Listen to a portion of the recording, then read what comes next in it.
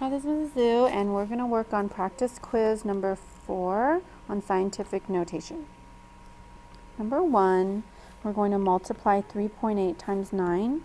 When I multiply decimals, I'm going to multiply it, and then if I have one decimal here, that means I go one decimal in to get my answer, 34.2.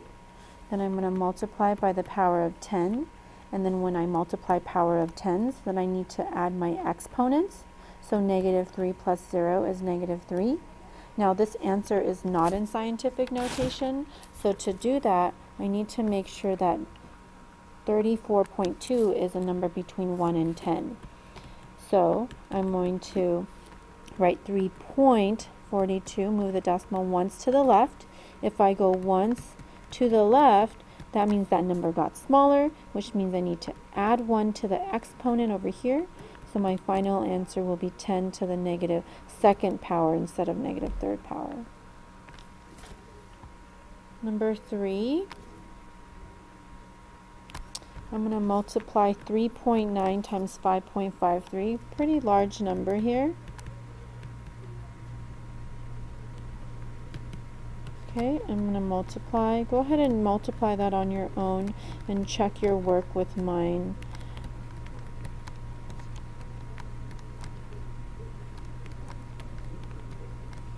Okay, there's my, I'm going to answer. I'm going to move my decimal 1, 2, 3 times spaces. So 1, 2, 3 decimals here.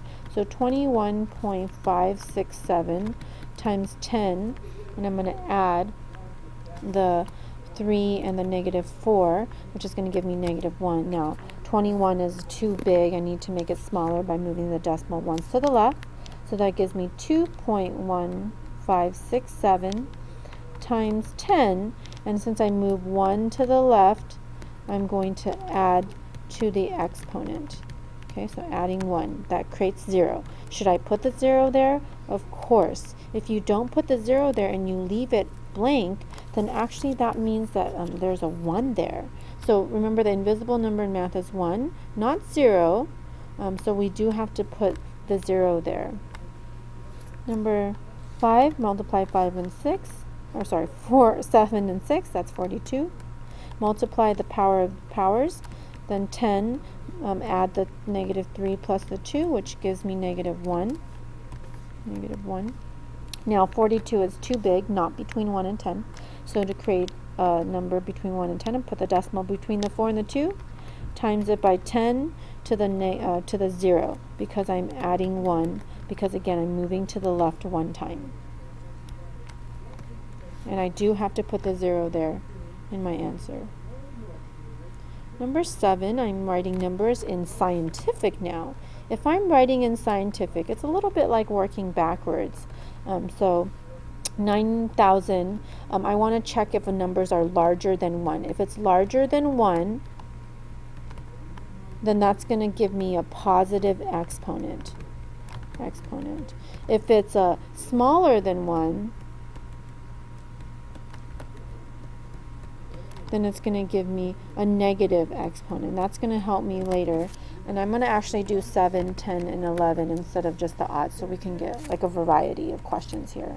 So number 7, I want 948. I don't need the 0. I could drop that.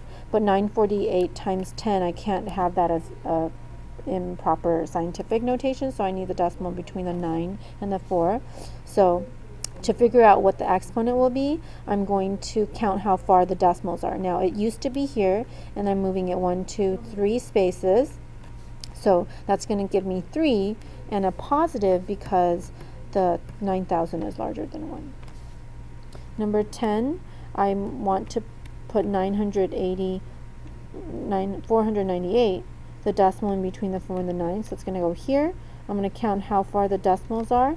There are 3 spaces, so times 10 to the third space. Now, because 0.00498 is smaller than 1, then I'm going to get a negative exponent. So you can tell just by looking at the answers and the questions whether the exponent will be negative or positive.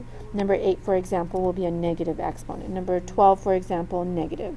And then when we get to 11, we know it's going to be positive. Good. So we got 9.7 times 10, and 0.7, the point is in front of the 7, back here, 1, 2, 3 spaces, and that gives me a positive 3 for the answer. The back side, I'm going to write each number in standard notation. So to make it standard, now working backwards from what we just did, I'm going to look at the 5. That tells me 5 spaces to the right. Okay, positive goes to the right, negative to the left. So the decimal 1.35, decimal goes 1, 2, 3, 4, 5, meaning I need to add 3 zeros. So my final answer, 135,000. Okay, with a decimal at the end. I can put it there, or I don't have to for this question. For number 5, I see a negative 4. That means 4 spaces to the left. So I'm going to take 2.5, move it 1, 2, 3, 4. Decimal ends here. Add 1, 2, 3 zeros. So my final answer, 0.00025. Number 17, 5 tells me 5 spaces to the right, just like earlier in number 13. So 1.92, the decimal goes 1, 2, 3, 4, 5. Add 3 zeros, my answer 192,000. Okay, with again the decimal in the back, but I don't have to put it there if I don't want to. I'm going to actually erase that. And tomorrow on your test, you will also have an open-ended question on scientific notation, so an explaining question, such as like why something is happening and explaining your answer using vocabulary. The bottom part on the fractions is really just a review from some of the skill boosters we've been doing. If you are subtracting fractions, you want to make them improper. Okay, making it improper, I multiply 2 and 5 and add the 2 above. That gives me 12. Keep the denominator 5. The second fraction, I'm going to multiply 4 and 2, add the 1 above. That's going to give me a 9, so 9 over same denominator 2. Subtracting it, now I have to have common denominator. So the common denominator here is going to be 10. Okay, so to create the 10, I'm going to multiply 2 here, 2 here, 5 here, 5 here, so I get 24 minus 45, which gives me an answer of negative 21 over 10, which is the same as negative 2 and 1/10. And then number 21, when I multiply fractions, I just multiply the numerators together, 1 times 5, and then the denominators together, 9 times 2, giving me 5 over 18. And then number 23, when I divide fractions, I need to change this first to improper. So I have negative 1 over 7. To make this improper, I multiply 2 times 6, add the 5. That gives me 17 over 6. So here I have 17 over 6. And this is a division question. Now, I can't just divide the numbers just across. I actually have to flip this, make it the reciprocal,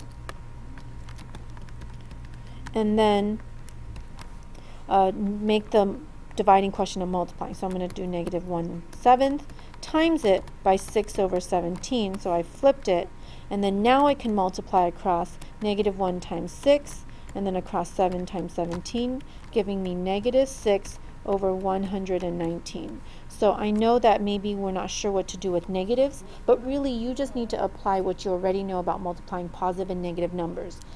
Whether it's whole numbers or fractions, if I have a negative fraction and I divide by a positive fraction, yes, my answer will also be a negative fraction. So negative divided by a positive is just going to give me a negative answer. So I can choose to put the negative with the 6, at the bottom with the 119, or in the middle of the problem. It really doesn't make a big of a difference.